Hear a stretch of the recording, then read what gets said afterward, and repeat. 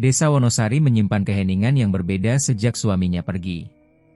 Rumah kecil bercat pudar itu berdiri di pinggir jalan tanah, berdinding anyaman bambu, dan beratap sengkaratan yang berderit bila diterpa angin. Di dalamnya, seorang perempuan paruh baya tengah duduk memeluk lutut, tubuhnya lunglai setelah semalaman tak tidur memikirkan nasib anak-anaknya. Namanya Ibu Siti. Seorang janda yang kehilangan suami 2 tahun silam karena kecelakaan saat pulang dari ladang. Sejak itu, hidupnya berubah menjadi perjuangan panjang tanpa ujung. Ia harus menjadi ibu sekaligus ayah, penopang hidup bagi 2 anaknya. Rina, gadis kecil yang mulai beranjak remaja, dan Bayu, bocah 7 tahun yang masih sering menangis saat ditinggal sendiri. Setiap pagi, jauh sebelum matahari muncul, Ibu Siti sudah bangun. Ia menyiapkan sayur mayur yang ia beli dari pasar semalam, lalu mengikatnya satu persatu ke dalam keranjang rotan besar yang sudah mulai usang. Dengan tubuh lelah dan sendal jepit yang tinggal sebelah warna, ia menyusuri jalan kampung dari rumah ke rumah, menjajakan dagangannya dengan suara yang nyaris tak terdengar. Sayur-sayur ada bayam, kangkung, tahu tempe sayur. Beberapa rumah menyambut dengan senyuman, membeli seikat bayam atau sebongkah tempe. Tapi tak jarang pula hanya tatapan iba yang ia terima, atau malah penolakan dingin dari mereka yang menganggap sayurnya layu dan tak segar. Meski tubuhnya kurus dan wajahnya tampak lelah, Ibu Siti tidak pernah mengeluh. Tapi kenyataan tak memberi ruang untuk pengertian. Dagangan sering sisa, uang tidak cukup untuk sekadar membeli beras, apalagi membayar uang sekolah yang tiap bulan menumpuk. Rina, yang kini duduk di kelas 6 SD, sempat dihentikan sementara karena tunggakan buku paket dan seragam belum dibayar. Ia hanya bisa menangis diam-diam di sudut kamar. Bayu pun mulai sakit-sakitan. Badannya demam tinggi beberapa hari, namun Ibu Siti hanya mampu membeli obat warung dan menurunkan panasnya dengan handuk basah. Hati kecilnya remuk setiap kali melihat anak bungsunya menggigil tanpa selimut cukup, atau ketika Rina menolak makan malam karena ingin menyisakan nasi untuk adiknya. Di malam hari, rumah mereka sunyi. Hanya suara jangkrik dan detak jam tua yang menemani. Kadang-kadang, suara tangis tertahan terdengar dari kamar anak-anak. Ibu Siti hanya bisa duduk termenung di dapur, menatap dinding yang mulai lapuk, memikirkan apa lagi yang bisa ia lakukan. Ia sudah mencoba segalanya. Menawarkan jasa mencuci baju, membersihkan rumah tetangga, hingga menjual perhiasan kawinnya yang terakhir. Tapi tetap saja tidak cukup. Biaya hidup seperti lubang yang tak kunjung tertutup. Dunia terasa makin sempit, napas terasa makin pendek. Di luar, tetangga yang dulu sama miskinnya, kini justru terlihat hidup lebih layak. Ada yang punya motor baru, ada yang rumahnya direnovasi, anaknya bisa sekolah di kota. Satu hal yang sama dari mereka, semuanya pernah datang ke rumah seorang dukun di pinggir hutan, yang dikenal dengan nama Mbah Jarot. Awalnya, Ibu Siti tidak peduli. Ia percaya bahwa rezeki datang dari kerja keras. Tapi hidup tak lagi adil, dan rasa lapar tak bisa ditutupi oleh prinsip. Ketika Rina mulai murung dan enggan pergi ke sekolah karena malu menunggak, dan Bayu kembali demam tanpa obat, Ibu Siti merasa dunia seakan ingin menelannya hidup-hidup. Malam itu, hujan turun rintik. Angin menerobos celah-celah dinding rumah.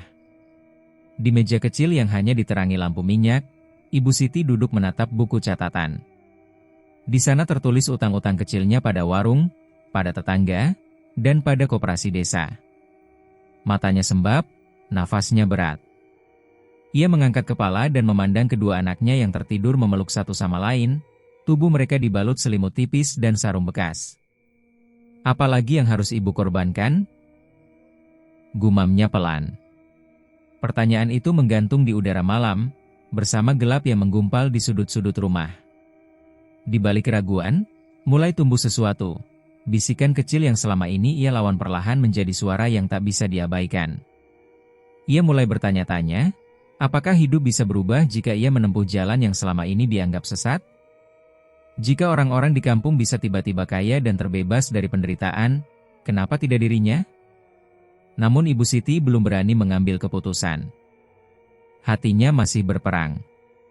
Sebagian dirinya masih memeluk sisa-sisa iman dan rasa takut pada Tuhan.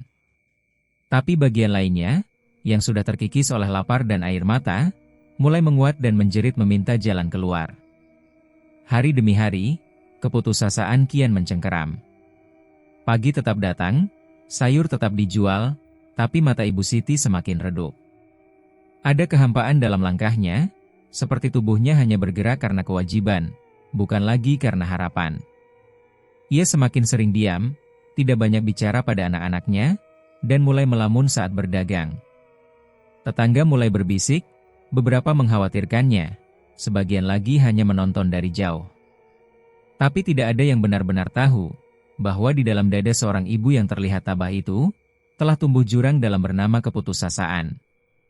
Dan dalam keheningan malam berikutnya, nama Mbah Jarot kembali terlintas, kali ini tak lagi sebagai desas-desus, tapi sebagai kemungkinan. Desa Wonosari punya dua wajah. Siang hari tampak seperti kampung damai biasa, dengan suara ayam berkokok dan anak-anak bermain di tanah lapang. Tapi ketika malam turun dan kabut mulai merayap dari arah timur, wajah lain dari desa itu muncul, yang penuh bisik-bisik, pantangan, dan cerita yang hanya dibisikkan di balik pintu tertutup. Salah satu nama yang kerap beredar di antara bisikan itu adalah Mbah Jarot, dukun tua yang tinggal di ujung desa, dekat kawasan hutan bambu. Dikatakan, siapapun yang datang kepadanya bisa menjadi kaya dalam waktu singkat. Tapi syaratnya tidak pernah ringan, dan tidak pernah diumumkan terang-terangan. Hanya mereka yang sudah terlalu terpojok yang berani mengetuk pintu gubuk reot milik Mbah Jarot. Ibu Siti sempat mengabaikan kabar itu. Beberapa kali ia menggeleng saat tetangga menyebutkan nama si dukun dengan nada setengah percaya, setengah takut. Tapi malam-malam panjang tanpa kepastian, perut lapar, dan batuk bayu yang makin parah membuat pertahanannya retak perlahan. Suatu sore, usai pulang berjualan dengan sisa dagangan membusuk di keranjang, Ibu Siti duduk termenung di teras rumah. Di depannya, Rina sedang menjahit ulang tas sekolahnya yang robek, dan Bayu meringkuk di dipan kayu, keringat dingin membasahi pelipisnya. Mbah Jarot bisa bantu kalau Bu Siti benar-benar sudah gak sanggup. Suara seorang tetangga tua pernah berkata begitu sambil menyerahkan sebungkus nasi sisa kenduri. Kata-kata itu kembali terngiang seperti gema yang tak kunjung padam. Malam itu, angin bertiup aneh, tidak kencang, tapi menusuk. Bulan digelayuti awan tebal. Ibu Siti berdiri di depan rumah, mengenakan kerudung lusuh dan membawa botol berisi air kembang 7 rupa, seperti yang diminta oleh seorang kenalan yang pernah menjalani jalan itu. Ia berjalan pelan, menyusuri jalanan kampung yang makin sepi. Setiap langkah terasa berat, bukan karena tubuhnya lelah, tapi karena beban rasa bersalah yang mulai tumbuh dalam dadanya. Tapi setiap kali ragu menyergap, wajah Rina dan Bayu kembali muncul di benaknya. Ia yakin, ini semua demi mereka. Setelah berjalan lebih dari 30 menit, ia sampai di bibir hutan bambu. Tempat itu sunyi dan basah. Kabut tipis melayang di antara pepohonan, dan suara burung malam terdengar sesekali memecah keheningan. Gubuk Mbah Jarot berdiri di tengah ilalang, beratap rumbia hitam dan dikelilingi batu-batu aneh yang tersusun melingkar seperti pagar gaib. Ibu Siti berdiri di depan pintu, jantungnya berdentum. Tangannya bergetar saat mengangkat jemari untuk mengetuk pintu 3 kali. Pelan, namun cukup nyaring untuk memanggil penghuni di dalamnya. Pintu terbuka perlahan, mengeluarkan suara derit memekakan. Di baliknya berdiri Mbah Jarot, pria tua bertubuh kurus dengan mata tajam yang seolah bisa menembus isi kepala. Rambutnya panjang kusut, kulitnya legam penuh guratan, dan ia mengenakan kain hitam yang melilit tubuh kurusnya. "Koeteko, Bu Siti," gumam Mbah Jarot, seolah sudah tahu siapa yang berdiri di depannya. Tanpa berkata banyak, ia memberi isyarat agar Ibu Siti masuk. Di dalam, ruangan itu dipenuhi aroma menyengat dari kemenyan dan tanah basah. Dindingnya dipenuhi jimat dan sesajen, tengkorak burung, bunga layu, dan lilin-lilin hitam. Di tengah ruangan ada tikar anyaman tua, di mana Mbah Jarot duduk bersila, memejamkan mata sambil komat kamit membaca mantra yang sulit dimengerti. Ibu Siti duduk diam di hadapan sang dukun. Tangannya memeluk botol air bunga, tubuhnya gemetar. Ia ingin berbicara, tapi lidahnya keluh. Setelah beberapa saat, Mbah Jarot membuka mata dan menatap Ibu Siti tajam. "Kowe pengin sugih, ning ora gelem berjuang. Kowe pengin anakmu urip, ning ora kuat nyambut lara. Kabeh sing kowe pengin bisa. Tapi kudu ana regane." Ibu Siti menunduk. Air mata mengalir pelan dari sudut matanya. Ia tidak menyangkal apapun yang dikatakan Mbah Jarot. "Saya siap," "Mbah, asal anak-anak saya bisa hidup layak, bisa sekolah, bisa makan." Mbah Jarot tersenyum samar. Ia mengambil sehelai daun lontar, menuliskan sesuatu di atasnya dengan darah ayam, lalu membakarnya di atas bara kemenyan. Api menyala sejenak, kemudian mati, menyisakan abu hitam yang ditiup ke arah Ibu Siti. Tumbal wis ana. Kowe ora perlu ngerti sopo utawa opo. Sing penting, kowe kudu terus dodolan sayur. Ojo mandek. Ojo nolak sopo wae sing tuku, sisan ojo tawar-menawar. Terima wae. Rezeki bakal ngucur kaya banyu. Ibu Siti mengangguk pelan, masih dalam kebingungan. Ia tidak benar-benar mengerti apa maksud tumbal sudah ada itu. Tapi saat ia menatap mata Mbah Jarot yang menyala merah samar, ia tahu bahwa segala pertanyaan tak akan mendapat jawaban jujur. Inilah harga yang harus ia bayar. Ritual ditutup dengan percikan darah ayam ke kedua telapak tangannya, lalu ia disuruh mencium tanah di depan gubuk 3 kali. Setelah itu, Mbah Jarot menyuruhnya pulang dan tidak boleh menoleh ke belakang, apapun yang terjadi di sepanjang jalan. Perjalanan pulang terasa ganjil. Angin berdesir kencang padahal langit tenang. Suara langkahnya bergema seolah ada yang mengikuti, tapi setiap kali ia berhenti, dunia jadi senyap. Beberapa kali terdengar bisikan samar dari balik rimbun bambu, tapi Ibu Siti terus berjalan tanpa menoleh. Ia ingat pesan Mbah Jarot, jangan lihat ke belakang. Begitu sampai rumah, waktu menunjukkan hampir pukul 3 dini hari. Rumah itu gelap, hanya diterangi cahaya redup dari lampu minyak di dapur. Ia membuka pintu, melihat Rina dan Bayu masih tertidur. Hatinya mencelos sesaat, takut bahwa semuanya akan berubah. Tapi malam itu berlalu tanpa gangguan. Ibu Siti duduk di pojok dapur, menatap tangannya yang masih berbau darah dan kemenyan. Ada kegelisahan mengendap di dadanya, tapi ia membungkamnya dengan satu kalimat yang terus ia bisikan seperti doa. Ini semua demi anak-anakku. Perubahan itu datang seperti mimpi yang terlalu mulus untuk dipercaya. Hanya dalam hitungan hari setelah ritual bersama Mbah Jarot, dagangan Ibu Siti mulai ludes setiap pagi. Warga yang sebelumnya sering pura-pura tidak melihat, kini justru menyambutnya dengan ramah dan tergesa membeli apa saja yang ia tawarkan. Kangkung, bayam, labu, hingga tahu tempe yang biasanya tersisa, sekarang selalu habis sebelum matahari naik tinggi.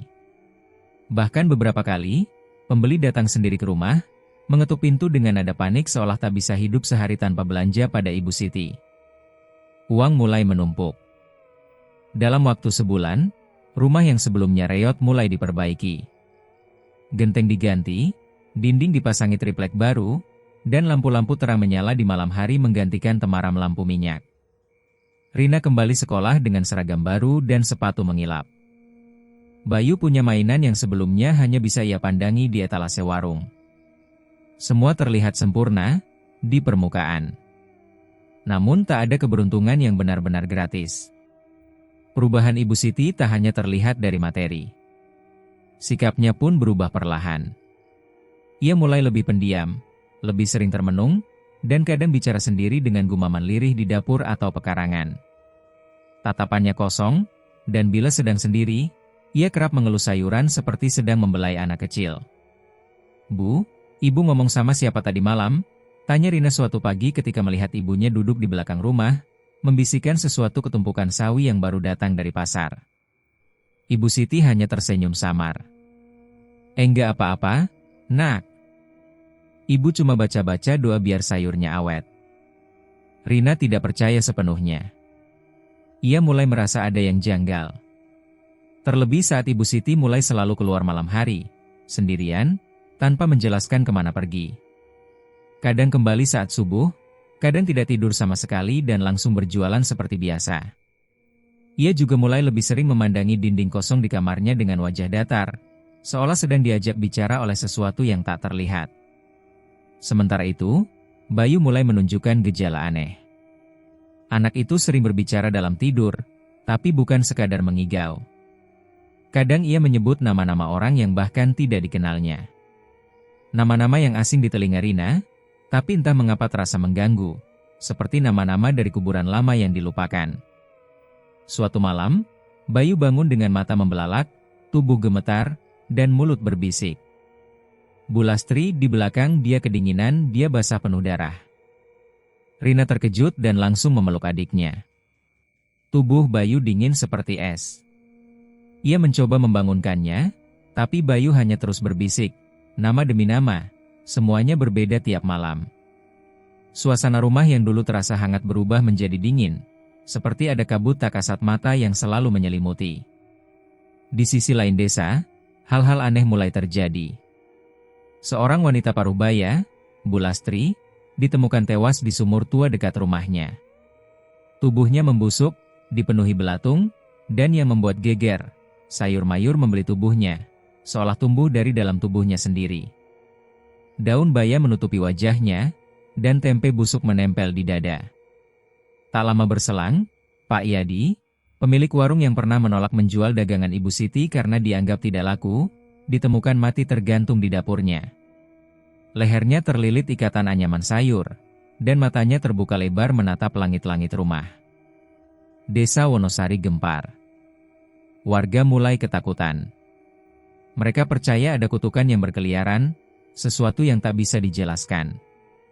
Tapi tak ada yang berani menuduh siapapun secara terang-terangan.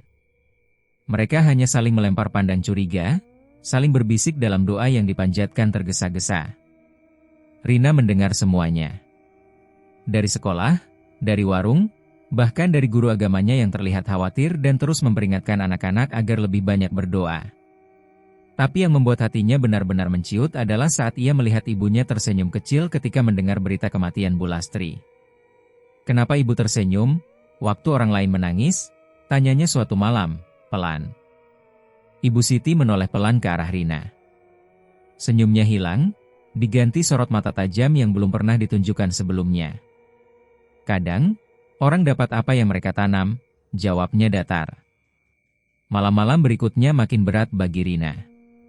Ia mulai mencatat nama-nama yang disebut Bayu dalam kerasukannya, dan dengan rasa takut yang tumbuh setiap harinya, ia menyadari satu pola. Semua nama itu adalah orang-orang yang pernah menghina atau meremehkan Ibu Siti. Bayu sendiri semakin sering menangis di malam hari, mengeluh melihat sosok-sosok tinggi berbulu berdiri di sudut rumah, atau mendengar suara bisikan yang meminta makanan darah.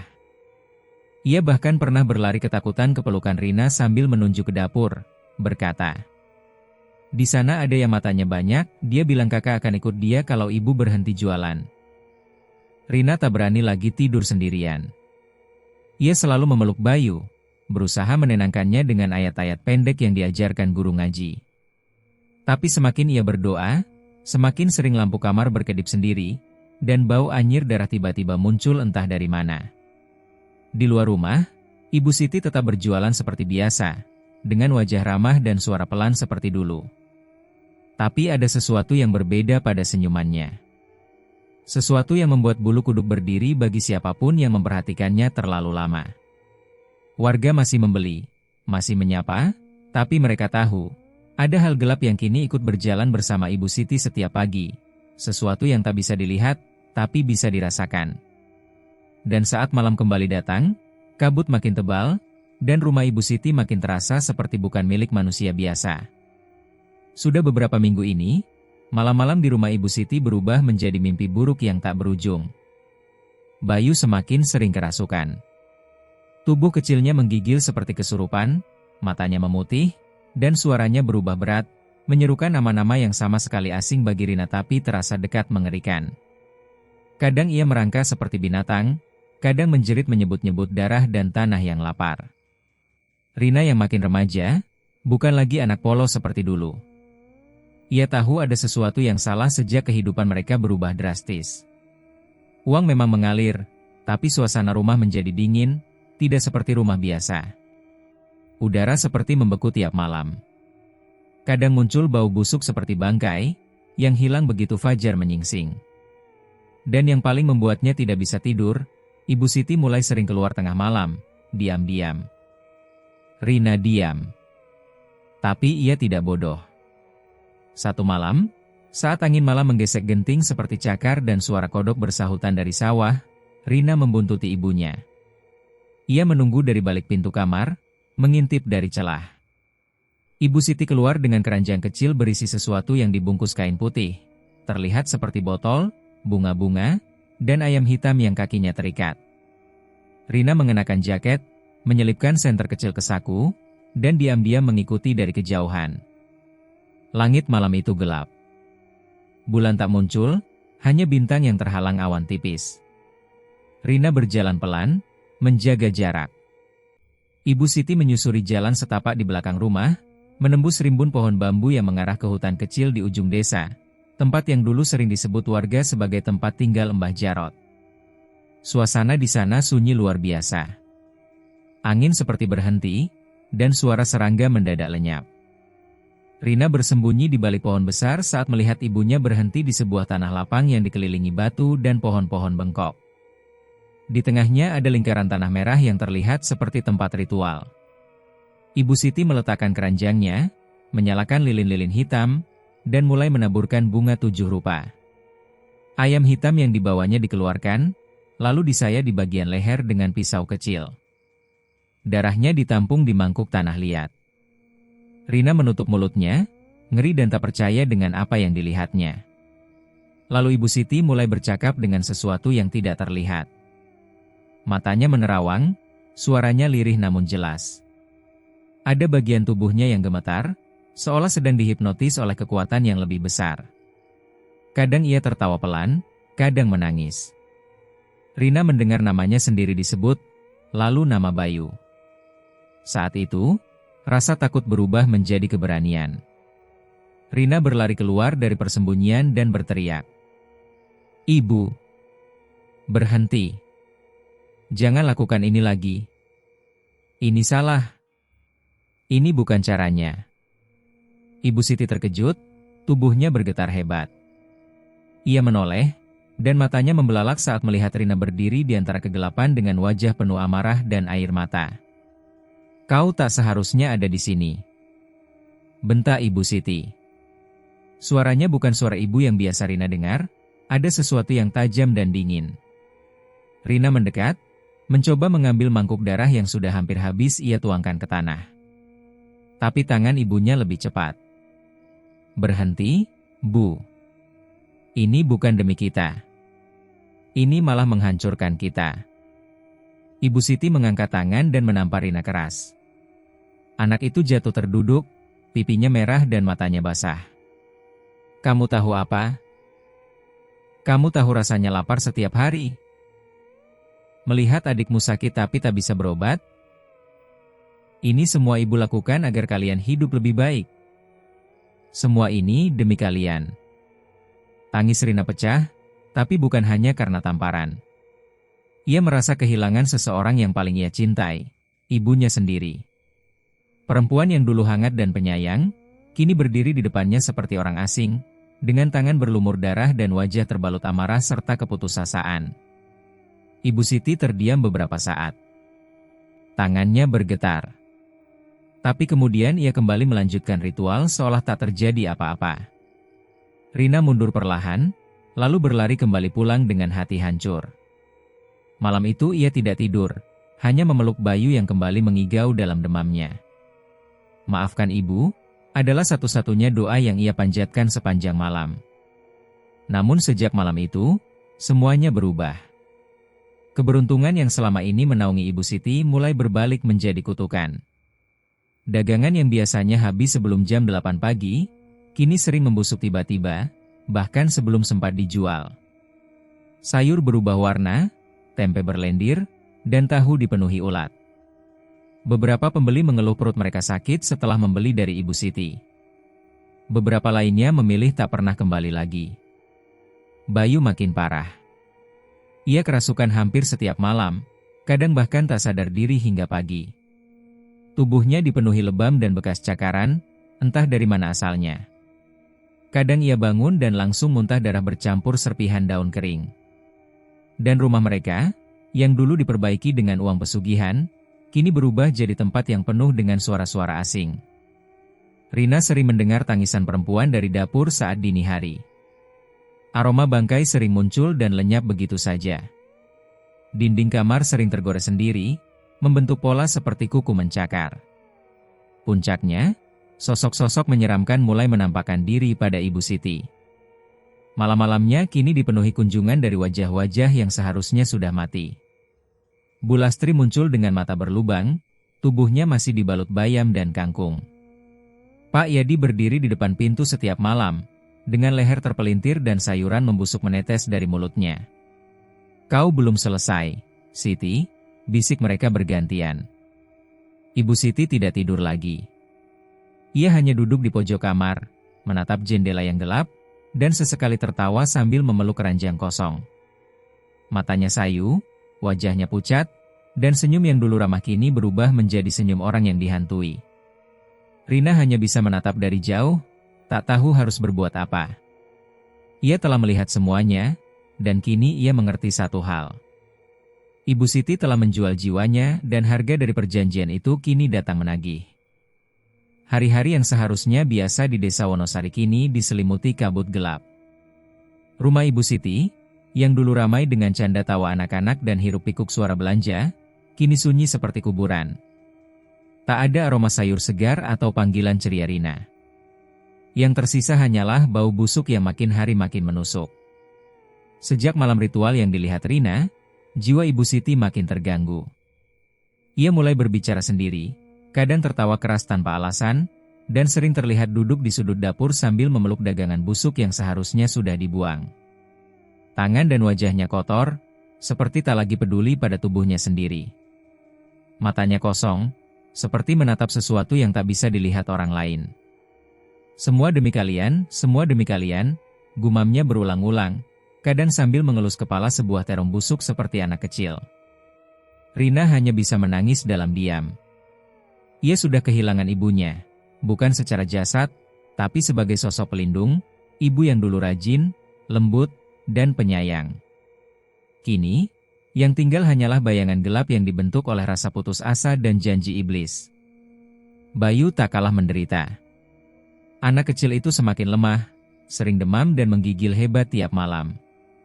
Setiap kali sadar, ia hanya memeluk Rina erat-erat, seolah takut sesuatu akan membawanya pergi.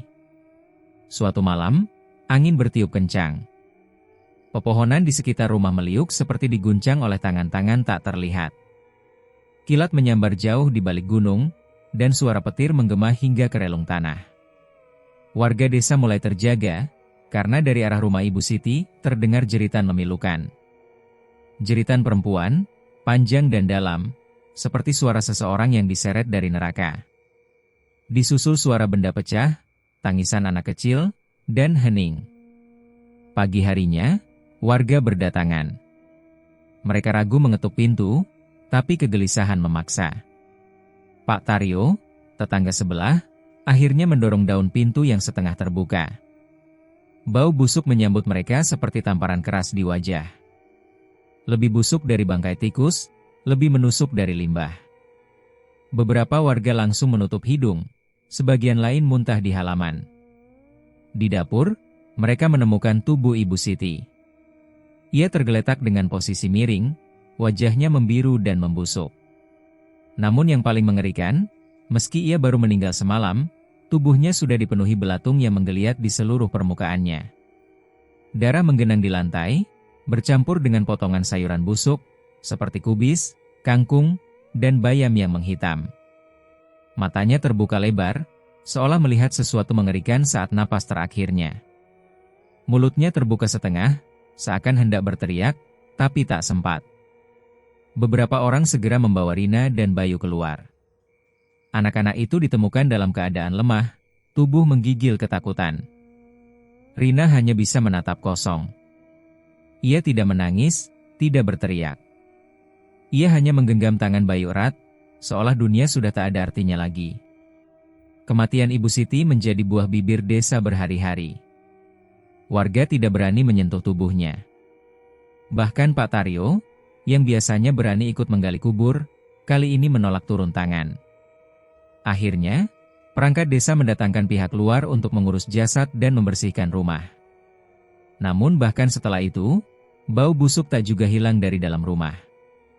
Lantai yang dilap, dinding yang dicat ulang, semuanya tetap mengeluarkan aroma anyir dan amis yang membuat mual. Rina dan Bayu akhirnya dibawa oleh keluarga jauh dari pihak almarhum ayahnya, yang tinggal di kota kecil beberapa jam dari Wonosari.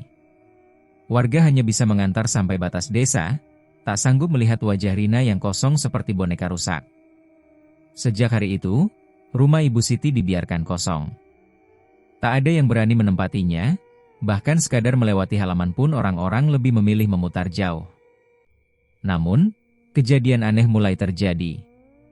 Beberapa warga yang pergi ke pasar sebelum subuh, bersumpah melihat seorang wanita membawa keranjang sayur berjalan pelan di jalan desa.